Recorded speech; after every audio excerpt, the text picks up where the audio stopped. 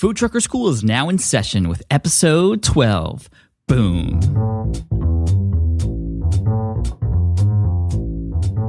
Where are the drums?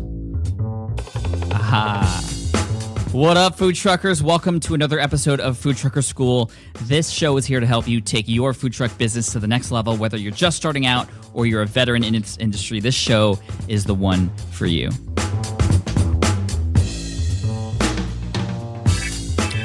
Now, today's episode is a unique episode. It's not an interview with anybody. Actually, in a way, it's an interview with many food truck owners. We had asked a long time ago 50 different food truck owners what they wish they had known before starting their food truck. And oh my gosh, the answers were amazing, ranging from hilarious to completely educational. So if you're just starting out, this is all the information you need to know and want to know from people who are in the industry. And if you're in this industry already, you're probably going to be shaking your head quite a bit and know that you're not alone. So let's just get right to these. The first one is from Rachel. And again, actually, you can find all of these, all 50 of them. I'm just going to highlight some of the few here for you today on the podcast. But if you want to get the whole list of 50 what I wish I'd knowns, just head on over to foodtruckr.com/iwish. Just one word, no spaces or dashes, foodtruckr.com/iwish. So go ahead and check that out. Now, this first one is from Rachel from La Cosanita, which is a food truck in New Orleans. She says, I wish I had known that it would be so difficult to obtain a permit to operate our truck. That struggle, which took months, was what initially inspired my partner and me to start the New Orleans Food Truck Coalition back in early 2012. We spent, get this, a year and a half working with city officials on legislative reform, which were just recently passed by the city council and the mayor. Starting in January, there will be 100 permits for food trucks. Previously, there were only a dozen or so. Also, we have gained access to certain areas of downtown that were previously off limits to us. We increased the amount of time food trucks can stay parked in one spot from 45 minutes to 4 hours. And most significantly, we completely eliminated the proximity restriction that prevented us from parking within 600 feet of restaurants. That is amazing. So I think the big lesson there is, if you're just starting out, yes, it's going to be difficult to obtain a permit and it's different in every city. However, you have some power. You can do like what Rachel and her partner did, and they started a coalition to talk to and work with the city council and the mayor to make things happen so that they weren't being gypped in their food truck. They increased the time that they were able to park and also eliminated that proximity restriction, which is huge. So congratulations, Rachel.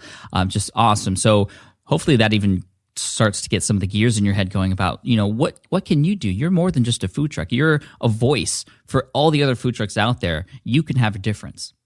Now, this one is from Ben from Luke's Lobster, and this is in New York City. He also said something similar. He said, I wish I had known how anti-truck the NYC or New York City government is. If I had known that there was no way I could legally own a permit for my business, that it was illegal to staff my truck the way I staff a restaurant, and that it would suddenly become illegal to sell from a metered parking spot whether or not I pay the meter.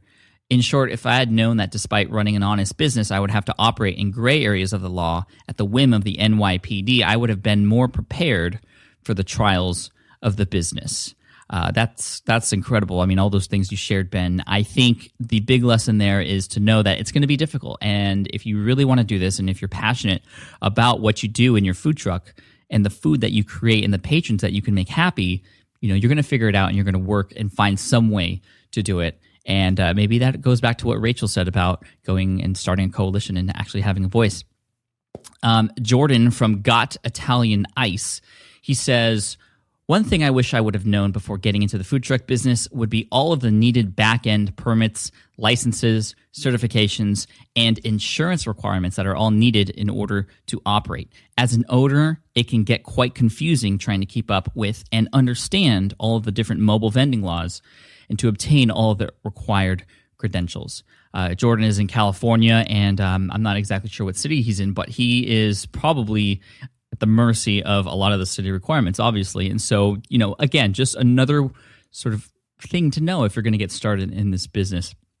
Now, here's some more going on to the planning aspect of business because, food trucks may seem like fun, but they require serious business planning to be profitable and sustainable. So here's one from Lisa from Two for the Road. This is actually a food truck here in San Diego. She said, expect it to cost you a lot more than you think to run your business. You need a license for every city you visit. Liability insurance will run upwards of $1,900 per year. Fuel costs are very high, and most trucks only get about 7 miles to the gallon.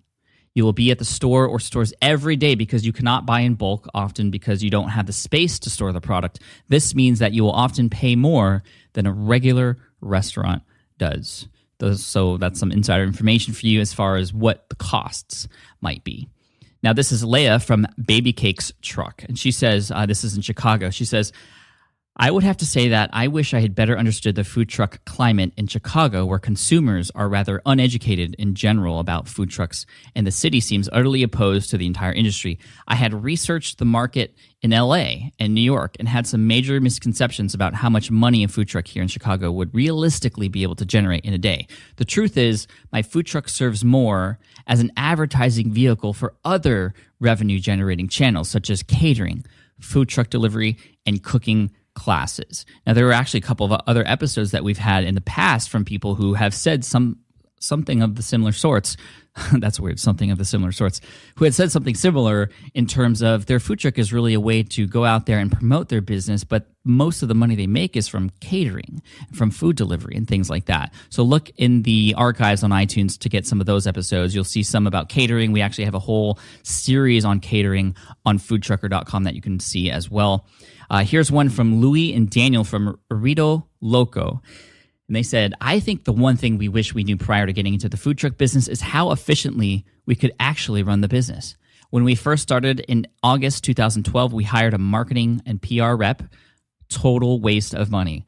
We spent extra money all over the place. And when we got to the winter, it taught us how to run a really lean operation. And I think the big lesson from Louis and Daniel there is that, you're going to learn things over time. You're going to make some mistakes. You're going to spend money maybe where you shouldn't, and you're going to have to learn that you're going to spend money where you need it, where you didn't initially think. So again, it's all a learning experience, but you're not going to make anything happen. You're not going to succeed unless you take action and try and put yourself out there and just see what happens.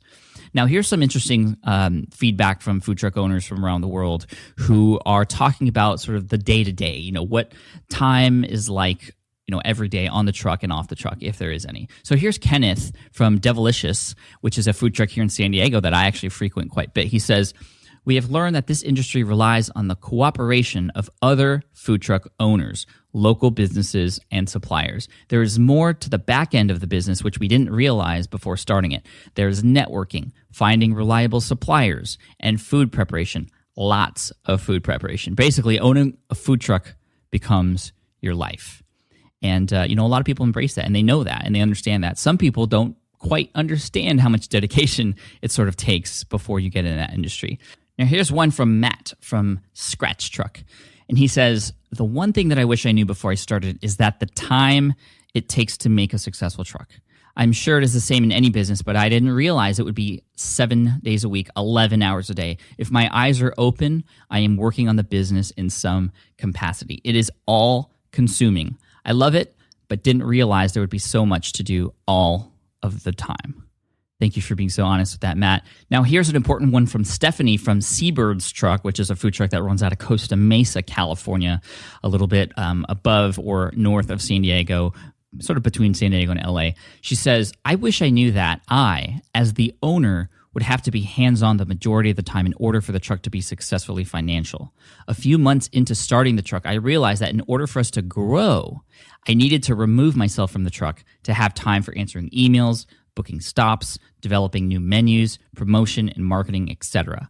But with doing that, I had to pay about 3 people to replace me, and I noticed that the quality of product and service dropped. For instance, sometimes menu items would be served that were under my standards, or we would open our doors for service later than we had on our schedule.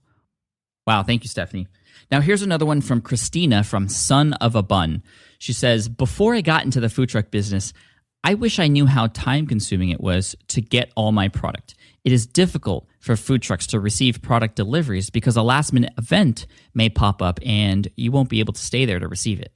Now, I spend extra time in the mornings just driving around in my cars shopping for ingredients. My advice, engineer your menus to be simple and don't use too many ingredients or specialty items. It's a huge tip, so thank you, Christina. Again, Christina from Son of a Bun. Here's one from Nick from Slatterhouse Burger Company and Totally Tasty.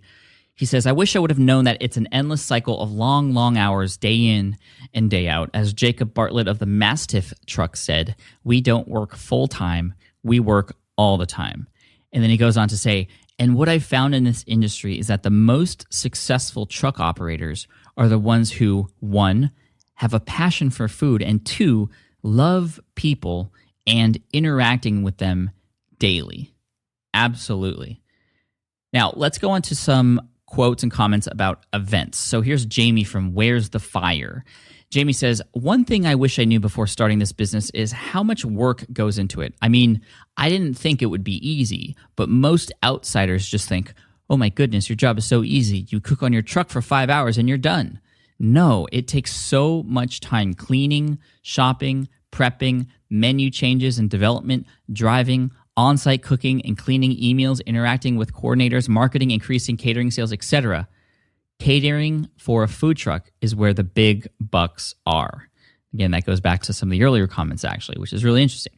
Now, here's one from Dustin and Kristen from Dusty Buns. They said, we wish we could have known the amount of prep for each new gig.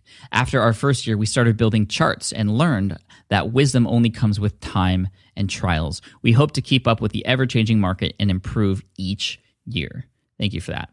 Now, here's another one from Jim from Jimmy Ray's Barbecue. Jim says, when we built our food truck, we built it with the intention of concentrating on the on-site catering business. The business had been good, but there are times when you need to fill in with other types of business as well as vending. Being at street, farmers markets, fairs, festivals, or special occasion vending are what adds to the fun of your business and definitely helps with the bottom line. Try to make setup time after you reach your site a quick and somewhat easy chore. It takes us roughly 45 minutes to an hour to set up. Other trucks in the association are set up in 5 to 10 minutes. We cook outside our truck on a large grill while all others cook inside their truck. So I guess the big lesson there from Jim is, you want to create systems, and the more you do things and the more you have to do things over and over and over again, the quicker you should be at doing those things, like setting up your truck or cleaning or taking down and things like that. Now, here are some interesting comments about the food trucks themselves. And you'll notice a picture on the blog. If you go to foodtruckr.com/iwish, in this section, you'll see a picture of a truck with a flat tire. And, these trucks are very fickle. So here's an interesting comment from Nick from Blue Sky Dining. He says, I wish I knew how to be a better food truck mechanic. Anyone can make a pan gravy, but can anyone replace their power steering pump? Another similar comment from Nancy. She said, one thing I wish I knew was that I needed to get a job as a part-time mechanic, if not an electrician, and I'm sure most will agree. Now, here's one from Evangeline from the Buttermilk Truck. She says, the one thing I wish I would have known is all the extra maintenance that comes with owning and operating a food truck, including but not limited to generator maintenance, equipment maintenance, vehicle maintenance, etc.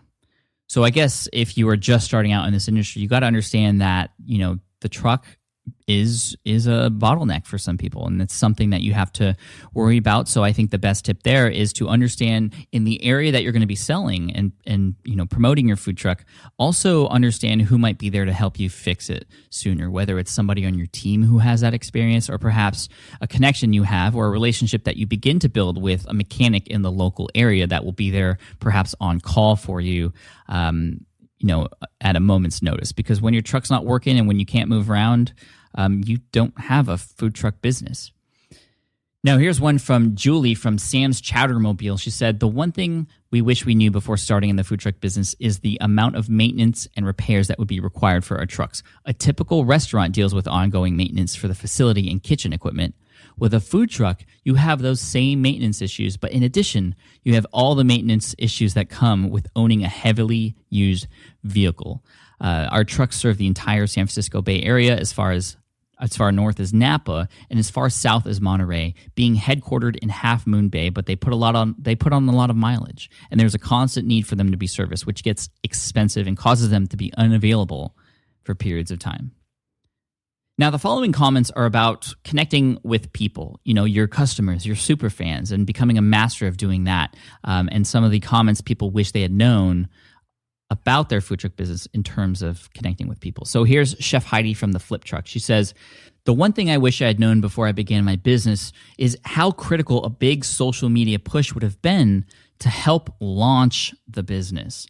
I would have put way more focus on avenues like Twitter, Facebook, and Instagram, connecting, announcing, introducing, giving offers, specials, and better communication to the world of social media. I didn't realize the enormous community that relies on social media. And had I started that focus 3 years ago, I feel like we would have come to a certain level of success long before we finally did.